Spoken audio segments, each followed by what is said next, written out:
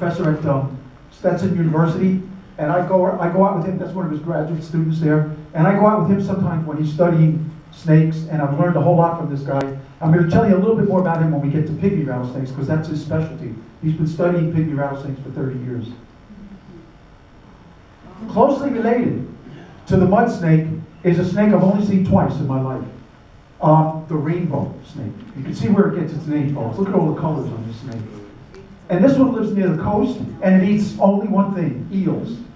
And it also has a sharp spur for the same reason as the closely related mud snake, to stick into an eel and keep it from escaping. Everyone's heard of garter snakes, and the garter snake that's found throughout the entire eastern United States, from Canada to Florida, is simply called the eastern garter snakes, but it comes in many different color variations. Striped, checkered, greenish, bluish, and there's a subspecies, a race down in the Gulf region called the blue striped garter snake. Same species, the eastern garter snake, but in that area, almost all of them have these bluish stripes along the side. Here's one about to shed its skin. And they eat frogs, toads, this one's swallowing a toad, fish, tadpoles. And I should tell you that most snakes do not kill their prey before they swallow it. They just simply grab it like a racer or coach whip. Only a few snakes kill their prey first, the venomous and the constrictors. All the other snakes will simply grab an animal, overpower it, and then swallow it while it's alive. And that's what this fellow's doing to the toad there. They're very, very good swimmers, but they're not restricted to aquatic habitats. However, their close relative, the ribbon snake, is restricted to aquatic habitats. The ribbon snake is a real thin version of the garter snake, and with bigger eyes, goes very, very much by its sense of vision and finding its prey. And usually it's very plain on the top. Down in Florida, that is. It's called the peninsula ribbon snake here in Florida. And it's really interesting that in the same area of Florida where you find the blue striped garter snake, there's a blue striped ribbon snake. So for some reason, that area of Florida causes these snakes to turn bluish in color. But this is the blue striped ribbon snake. Up north, and very, very small part of Florida in the Panhandle, the northwestern part of the Panhandle, this is what the ribbon snake looks like. That's what it looks like all throughout the northeastern United States also. More vividly striped than the ones we have here in Florida. They eat frogs, fish, and tadpoles. This one's eating a spring peeper. One of the most interesting and amusing, if you will, snakes that we have here is called the hognose snake. The eastern hognose snake. There's another species called the southern hognose, which I've never seen. They're found more along the Gulf Coast. Ocala National Forest has them, and the Panhandle, but I haven't been lucky enough to see one yet. But they look very much like this. And the thing that sets the hognose snake, one of the things that sets it apart, is this sharply pointed snout. They eat nothing but toads, just about. They do occasionally eat salamanders and frogs, but probably 90% of their diet is toads. And you see what this toad's doing, folks?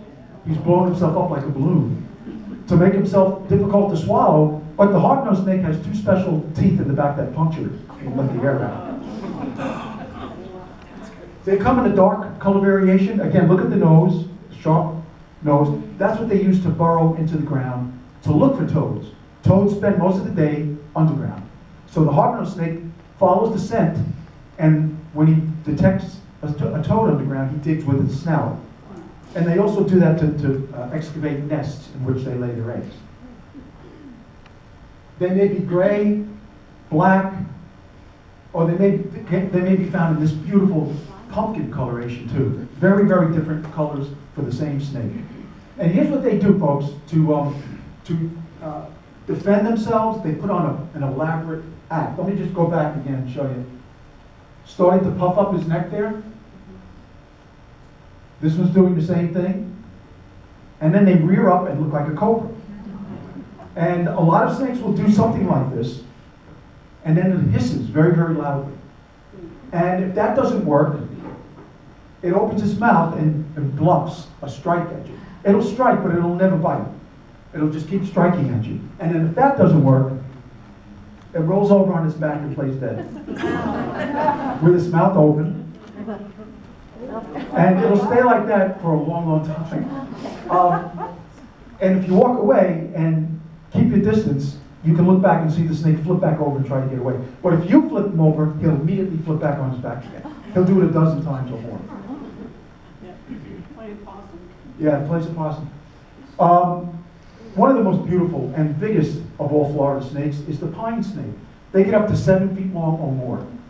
And they're very, very subterranean. They live underground most of the year, and they eat, their specialty is pocket gophers. They go into the tunnels of pocket gophers, and they constrict them. Or they may press them against the walls of their own tunnels and suffocate them that way, or stop their hearts from beating and swallow them. That's the pine snake, the Florida pine snake.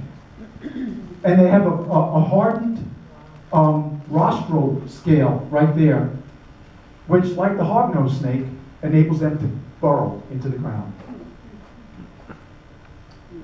Here's one that's almost always found up in the trees.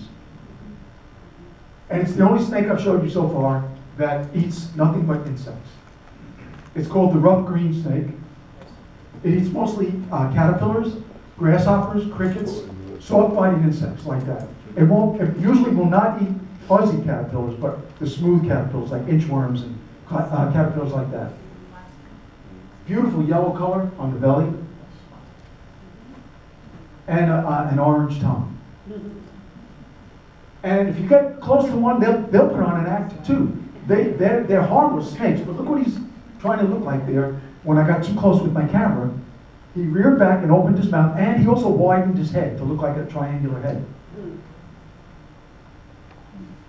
Another very large snake is what we call him here is the yellow rat snake, but I'm going to show you, it's actually called the eastern rat snake, because in different parts of the country, all the way up into New England, it's the same snake, but it comes in different colors if you travel north or south.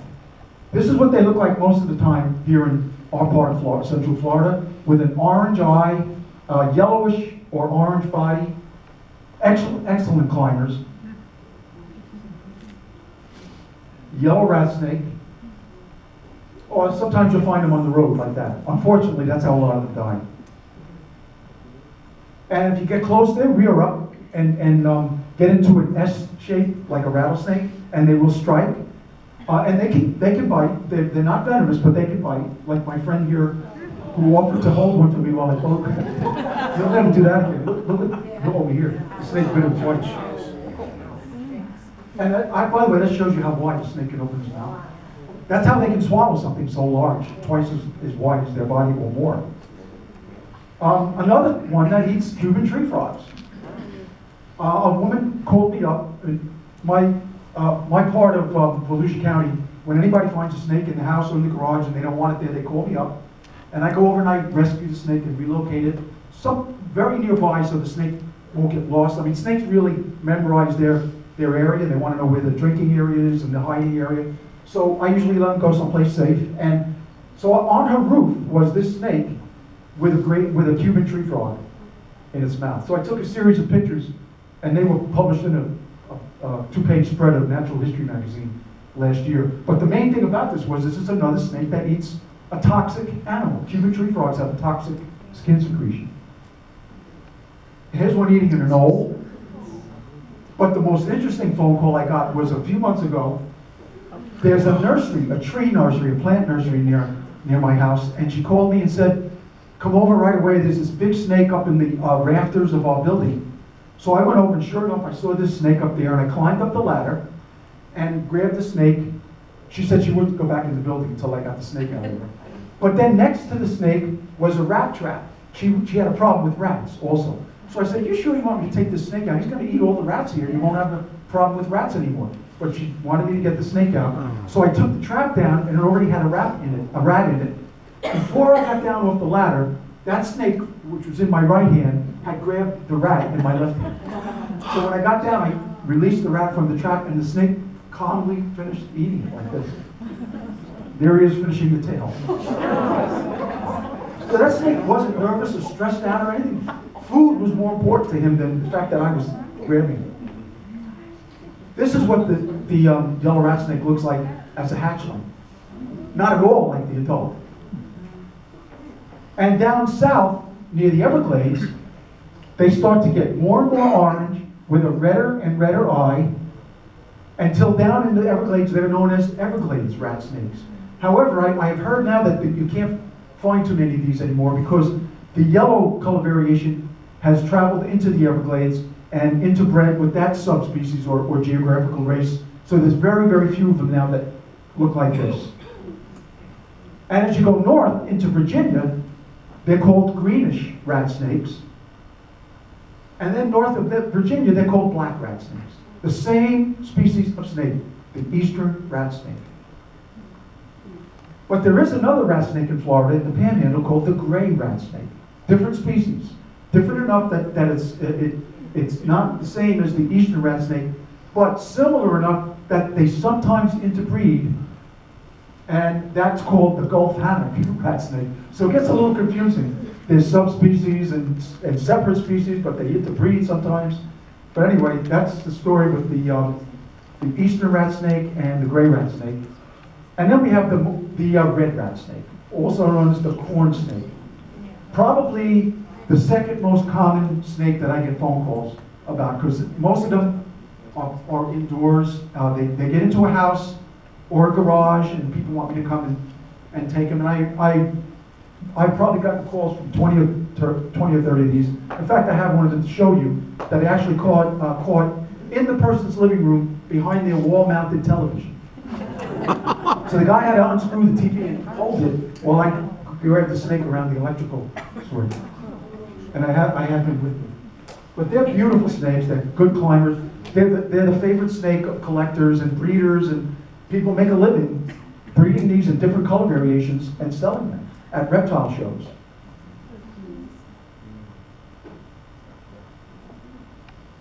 Like their close relative, the yellow rat snake, they will rear back into an S shape and strike at you if you get too close. But again, they're not dangerous. And this picture I just took about 3 or 4 days ago. I was in the Everglades with 3 of my brothers, and we were walking one of the boardwalk trails there at night with flashlights, and I saw this corn snake on a palm frond about 5 feet off the boardwalk. So I got up on the railing with my camera and one of my brothers holding my legs and took these pictures of the corn snake, and then while I'm looking through my camera, he lunged and grabbed an anole that I didn't even know was there. And he constricted the anole and swallowed it right in front of us. There he is finishing the tail. So they eat anoles, but as they get bigger, they eat mostly mammals, mice, and birds. They'll eat birds too. The eastern king snake in northern Florida, they're known as the chain king snake or simply the eastern king snake, but they have these yellowish bands that go across their back. But in central to southern Florida, they look like this, the Florida king snake. It's the same snake, but just a different color form that they take in our area. And I took this picture in the Everglades a couple of years ago. It's one of the most beautiful snakes, I think, in Florida. A powerful constrictor. King snakes constrict just like rat snakes do, but they're in a different genus. The rat snake is Pantheropus, and the king snake is Lampropeltis. And so this is a different species entirely than the rat snakes. And a young Florida king snake looks almost like the eastern king snake, which is north of us. And we have another king snake here in Florida, the scarlet king snake. Now look at the color bands on this, folks, the order of the colors. Red and black. Okay, with a red face. Red and black. Red and black, friend of Jack. Red and yellow is the coral snake. Kill a fellow. Okay, so this is the coral, the scarlet king snake. They eat mostly skink lizards and other snakes. And they're found in rotten logs and under the bark of dead trees, under loose bark of trees. Here's another photo of this beautiful, beautiful snake, the scarlet king snake. Here's one that's not the scarlet king snake. It's simply the scarlet snake. It's not even in the same genus, but isn't it amazing how some of these snakes have evolved to mimic the venomous coral snake? As you'll see here, though, they're not bands. They're different colors, and again, red and black, not red against yellow, but red against black. But they're not complete circles around the body, like, let me go again, back here. These bands go completely around the body on the scarlet king snake. But on the scarlet snake, they do not. Here's one I just photographed last week, again in the Everglades, the scarlet snake. And talk about specific diets, the only thing this snake eats is the eggs of other reptiles. So he actually finds underground nests and places where snakes and lizards have laid their eggs, and that's what the snake eats. So it's, as you can imagine, it's very difficult, if not impossible, to keep one of these as a pet. Here it is again. And that's the coral snake. That's cool. Red, yellow, and a black face rather than the red face of the other two guys that I just showed you. And the head of a coral snake is much flatter than that of the other two snakes that I just showed you. And forget about that old rule that some of you may have learned. Look at the eyes, the pupils, to see if they're, you would have to be 3 or 4 inches away from that snake to do that. And the coral snake doesn't follow that rule anyway. So don't try to look a snake in the eye to tell it's venomous or not. This is the coral snake, one of the most dangerous venoms, one of the most toxic venoms of any snake in North America. But I think it's been 60 years since someone has died in the United States from a coral snake. Now they developed anti-venom, but the toxin is very, very powerful. But the snake doesn't carry a lot of it, and it has to. It doesn't have folded fangs like the pit vipers do, the rattlesnake, copperhead, and cottonmouth. They're rigid, fixed fangs a little bit farther back in the head that they can't fold back. So they have to grab you and inject the venom that way. It's not an easy thing for them to do. And they're not aggressive anyway, folks. The only time you're going to get bitten by one of these is if you grab it and hold it. It's the only time. Red and yellow. They burrow. A lot of them burrow in the ground or under leaf litter, under pine needles, and they specialize in eating other snakes and skink lizards and glass lizards. They will flatten themselves out when they are disturbed. They try to look bigger, like a lot of snakes do. They flatten themselves out, they'll look twice as big, and do a very unusual thing with the tail. They'll curl up the tail and stick it up in the air. And one theory is that they're making that look like the head. So a predator will go for that end instead of the real head, which may be burrowing in the ground at the same time. And interestingly enough, folks, here's one doing that. There's another snake that does that. The ringneck snake. One of our smallest snakes.